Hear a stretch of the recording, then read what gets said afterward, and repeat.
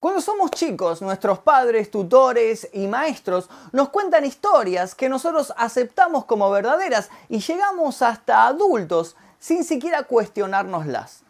Pero ¿qué pasaría si te dijera que todo lo que te contaron de chico era mentira y que hoy vas a poder enterarte cómo era realmente esa historia? Mi nombre es Magnum Efisto y hoy te quiero contar la historia real de Caperucita Roja.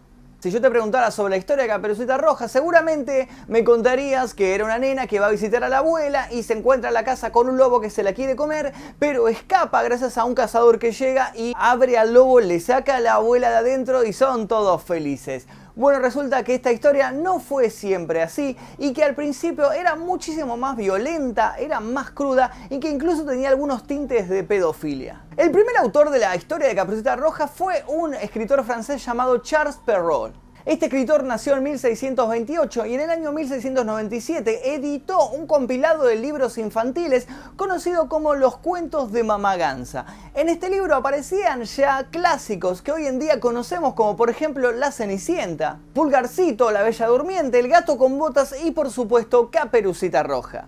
Los cuentos infantiles de Charles Perrault englobaban una moralidad que el autor consideraba necesaria para una Francia bastante convulsa como era en el siglo XVI. Los ogros, hadas, gatos con botas y princesas aparecieron en su cabeza inspirados por cuentos de tradición oral que se contaban entre las clases altas en ese país. Estos cuentos principalmente procedían de países de Europa del Este y eran readaptados para la corte de Francia y a veces incluso procedían de países más exóticos. Charles Perrault lo que hacía era readaptar estas historias y situarlas en lugares que él conocía, como por ejemplo el castillo de Ussé.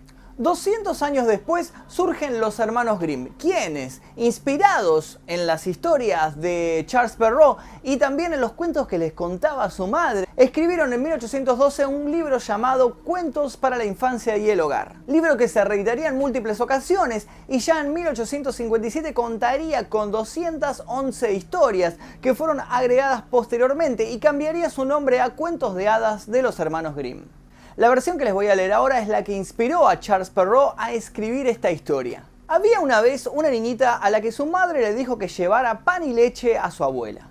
Mientras la niña caminaba por el bosque, un lobo se le acercó y le preguntó a dónde se dirigía.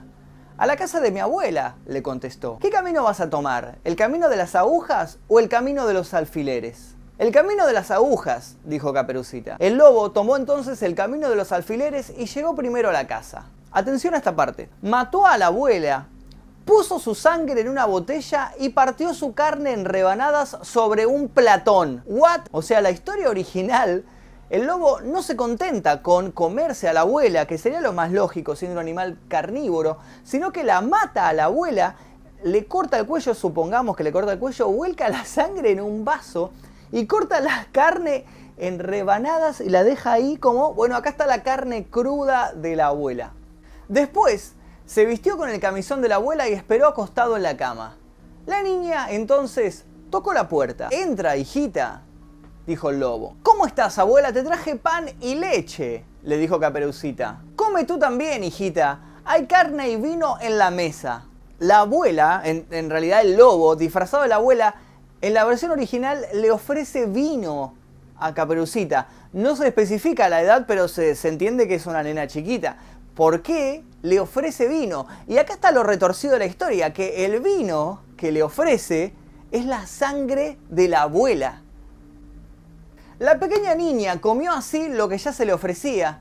Mientras lo hacía, un gatito dijo: «Cochina, has comido la carne y has bebido la sangre de tu abuela». El lobo entonces le dice: «Desvístete y métete en la cama conmigo».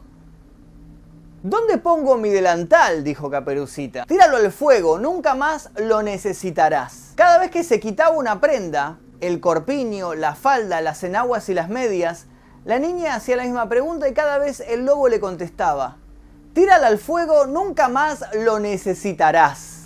Creo que acá deberían sonar todas las alarmas y entrar la ONU y a parar esta historia porque se está yendo por las ramas. Cuando la niña se metió por fin en la cama, le preguntó: «Abuela, ¿por qué estás tan peluda?» «Para calentarme mejor, hijita». «Está bien, está perfecto». «Abuela, ¿por qué tienes esos hombros tan grandes?»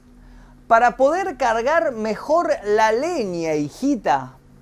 Abuela, ¿por qué tienes esas uñas tan grandes?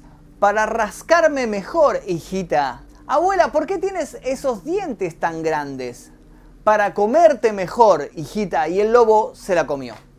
Ahí finaliza la historia que escuchó Charles Perrault y él luego adaptó en su libro de los cuentos de Mamá Gansa, y luego los hermanos Grimm volvieron a reescribir una historia bastante más turbia de la que nosotros conocíamos. Los hermanos Grimm, sin embargo, fueron los que adaptaron la historia y la convirtieron en el cuento que nosotros conocemos. Ellos hacen aparecer de la nada a este cazador, que es quien entra a la casa y rescata a Caperucita. Pero esta no es la más turbia de todas las historias infantiles. Si piensan que esta lo es, no. Les puedo contar que, por ejemplo, La Bella Durmiente incluye una violación, que la historia del Jorobado de Notre Dame nadie termina bien, todos mueren, y les podría contar más historias, pero lo voy a dejar para otros videos. Si quieren que siga con este tipo de videos, por favor dejen su like acá abajo. Si pasamos los 3000 likes, les voy a contar otra verdadera historia de un cuento infantil que ustedes ni siquiera se imaginan cómo es que termina. Mi nombre es Magnum Mephisto, los invito a seguirme en todas mis redes. Tengo Facebook, tengo Twitter, Instagram.